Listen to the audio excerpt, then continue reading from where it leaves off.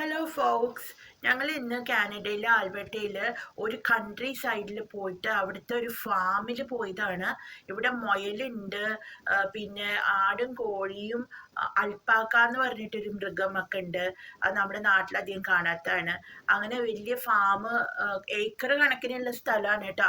അവിടെ ഇങ്ങനെ ആടുകളെ വളർത്തുന്നത്. അതിപ്പോൾ ഇവിടെ വിൻ്റർ ആയാലും ഈ ആടുകളെയൊക്കെ ഇങ്ങനെ പുറത്ത് ഇതിനകത്ത് തന്നെ ഇട്ടിട്ടാണ് വളർത്തുന്നത്. പിന്നെ ഷീപ്പുകളും ഒക്കെ ഉണ്ട്, അൽപ്പാക്ക ഉണ്ട്.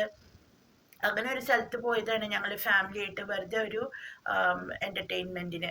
അവിടെ ട്രാക്ടറും എല്ലാം ഉണ്ട്. ഈ ആടുണ്ട് കേട്ടോ. അപ്പം ഞാൻ ഈ ആടിൻ്റെ അടുത്ത്, ചെമ്പരിയാടുകളാണ്, അങ്ങനെ കാണാം. അടുത്തേക്കൊക്കെ പോയപ്പോൾ എനിക്ക് പേടിയായിരുന്നു ഇവർ പിന്നെ കുത്തോന്നൊക്കെ, പക്ഷേ ഒന്നും ചെയ്തൊന്നുമില്ല. ഈ കക്ഷിയാണ് അൽപ്പാക്ക. അവൻ ഇവിടെ ഒളിച്ചു കിടക്കാണ്. ഈ അൽപ്പാക്ക എന്ന് പറഞ്ഞാലും ഈ ചെമ്പരിയാടിൻ്റെ പോലെ തന്നെ ഇവര് വൂളൊക്കെ എടുക്കാനായിട്ട് ഉപയോഗിക്കുന്ന ഒരു മൃഗമാണ്. പിന്നെ അത് മാത്രമല്ല, അത്ര ഈ അൽപ്പാക്ക ഉണ്ടല്ലോ, ഈ ആടുകളെയൊക്കെ സംരക്ഷിക്കുന്ന ഒരു പട്ടിയുടെ ഒരു സ്വഭാവം കൂടി ഈ അൽപ്പാക്കയ്ക്ക് ഉണ്ടെന്നാ പറയണേ. അപ്പോൾ ഞങ്ങൾ ചെന്നപ്പോൾ ഇവൻ ഇവിടെ കിടക്കുകയാണ് കേട്ടോ. അവനൊരു പല്ലൊക്കെ ഉണ്ട്. സാധാരണ ഈ അൽപ്പാക്ക എന്ത് ചെയ്യുന്ന വെച്ച് കഴിഞ്ഞാൽ ആൾക്കാരുടെ മേത്തേക്കൊക്കെ തുപ്പുന്നാ പറയണേ. പക്ഷെ എന്തുകൊണ്ടോ ഞങ്ങൾ ചെന്നപ്പോൾ ഞങ്ങൾ തുപ്പിയൊന്നുമില്ല, അവിടെ കിടക്കുകയായിരുന്നു. അപ്പം ഞാൻ പറഞ്ഞ ഒരു ഫോട്ടോ എടുക്കട്ടെ, അൽപ്പാക്കയെ കണ്ട, അതിൻ്റെ മേത്തൊരു വൂളൊക്കെ ഉണ്ട്. അങ്ങനെ വൈകിട്ടായിരുന്നു. അപ്പം ഇവര് എനിക്ക് തോന്നുന്നു പകലൊക്കെ അലഞ്ഞു തിരിഞ്ഞ് നടന്ന് ജോലിയൊക്കെ കഴിഞ്ഞ് വന്ന് കിടക്കാന്ന് തോന്നുന്നു പാവങ്ങള്. ഈ വെള്ള ആടുചക്കൻ ഉണ്ടല്ലോ, അവന് നല്ല ക്യൂരിയോസിറ്റി ഉണ്ട്. നമ്മൾ എന്തിനാ വന്നേ എന്നൊക്കെ അറിയാൻ വേണ്ടിയിട്ട്. അപ്പൊ ഈ മൃഗങ്ങളൊക്കെ അധികം മനുഷ്യരെയൊന്നും കാണില്ല തോന്നി ഈ ഫാമിൻ്റെ അകത്ത്.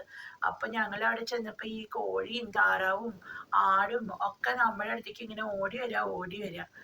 അപ്പൊ കുറച്ച് കഴിഞ്ഞപ്പോ എടാ, ഈ അൽപ്പാക്ക നമ്മളെ നോക്കാൻ വേണ്ടിയിട്ടുണ്ട് പുറത്തേക്ക് ഇറങ്ങി വന്നേക്കണു കൂടിൻ്റെ. അപ്പൊ ഞങ്ങൾ എന്ത് ചെയ്തെന്ന് വെച്ച് കഴിഞ്ഞാൽ, എനിക്ക് പേടിയായി, ഇതെങ്ങാനും ചവിട്ടോ തുപ്പോ കുത്തോ എന്നൊന്നും അറിയില്ല. അപ്പൊ അത്ര അധികം അടുത്തേക്ക് പോയില്ല. കുറച്ച് ദൂരെ നിന്നിട്ട് ഞങ്ങളെല്ലാവരും അവനെ നോക്കി. പക്ഷെ എന്താണെന്ന് വെച്ച് കഴിഞ്ഞാൽ ഇവൻ ഞങ്ങളുടെ പിന്നാലെ തന്നെ വരുമായിരുന്നു. പ്രത്യേകിച്ച് ഈ വെള്ള ആടുംകുട്ടി, ഈ വെള്ള ചെമ്പരിയാട്, അതിൻ്റെ ചെമ്പരി ആടിൻ്റെ മൂളൊക്കെ എടുത്തു കഴിഞ്ഞിട്ടുണ്ട്. എന്നാലും അവൻ ഞങ്ങളുടെ അടുത്തേക്ക് വന്ന് ഭയങ്കര ഫ്രണ്ട്ലി ആയിരുന്നു കേട്ടോ. കുറേ നേരം നമ്മളെ മണത്തൊക്കെ നോക്കി നിന്നു. എനിക്ക് നല്ല ഇഷ്ടമായി. നല്ല രസമല്ലേ ഇങ്ങനെ ഒരു ഫാമിൻ്റെ അകത്ത് പോയി താമസിക്കാനൊക്കെ പറ്റിയ മൃഗങ്ങളുടെ ഒക്കെ കൂടി. വേറെ ഒന്നും അറിയണ്ട, നമുക്ക് ഒരു ടെൻഷനും ഇല്ല. അങ്ങനെ നല്ല രസമായിരുന്നു ഇവരെയൊക്കെ അടുത്ത് പോയി കാണാനും ഈ മൃഗങ്ങളെയൊക്കെ തൊടാനും. കാരണം ഇവിടെ ഈ നമ്മൾ സിറ്റിയിൽ താമസിക്കുന്ന സമയത്ത് നമ്മളിങ്ങനെ ഒരു മൃഗങ്ങളെ ഒന്നും കാണണില്ല. മഞ്ഞ് മാത്രമേ കാണുള്ളൂ മഞ്ഞുകാലത്ത്. അപ്പം അങ്ങനെ നല്ല രസമായിരുന്നു ഈ ഒരു അനുഭവം. അങ്ങനെ ഞങ്ങൾ അവിടെ കുറച്ച് നേരമൊക്കെ ചുറ്റിപ്പറ്റി നടന്നു. ഇത് ഞങ്ങൾ പോയിട്ടുള്ളത് ഒരു എന്താ പറയുക, ഒരു റാഞ്ച് ഹൗസ് എന്നാ പറയാ. മുഴുവൻ മരത്തോണ്ട് ഉണ്ടാക്കിയിരിക്കുന്ന സ്ഥലമാണ്. അപ്പൊ ഇവിടെ ഇങ്ങനെ വാടകയ്ക്കൊക്കെ കൊടുക്കും. കല്യാണം നടത്താനും നമുക്കിപ്പോൾ വലിയ പാർട്ടിയൊക്കെ ഉണ്ടെങ്കിൽ നമുക്ക് വന്ന് താമസിക്കാം, കല്യാണം നടത്താം. ഇപ്പൊ കല്യാണത്തിന് ബന്ധുക്കളൊക്കെ വരുമ്പോൾ, ഇത് കല്യാണം നടത്തുന്ന ഒരു ഹാള് പോലെ, അതുമാതിരി ബന്ധുക്കളൊക്കെ വരുമ്പോൾ എന്ന് വെച്ച് കഴിഞ്ഞാൽ ഈ കാണുന്ന ബിൽഡിങ്ങിലൊക്കെ ഡോർമെറ്ററി പോലെയും ബെഡ്റൂം പോലെയൊക്കെ ഉണ്ട്. അപ്പൊ എത്രയോ ആൾക്കാരെയൊക്കെ നമുക്ക് ഈ ഡോർമെറ്ററി പോലെയുള്ളതിൽ താമസിപ്പിക്കാം.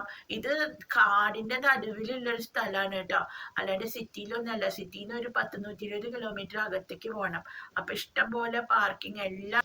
അതെ, പിന്നെ ഒരു കാര്യം പറയാൻ മറന്നു കേട്ടോ. എൻ്റെ വീഡിയോ ഇഷ്ടമായിട്ടുണ്ടെങ്കിലോ സബ്സ്ക്രൈബ് ചെയ്യുകയും ലൈക്ക് ചെയ്യുകയും ഷെയർ ചെയ്യുകയൊക്കെ ചെയ്യണേട്ടോ. ഞാൻ ആദ്യമായിട്ട് വീഡിയോ തുടങ്ങിയിട്ടുള്ളതാണ് യൂട്യൂബ് ചാനൽ. Bye by.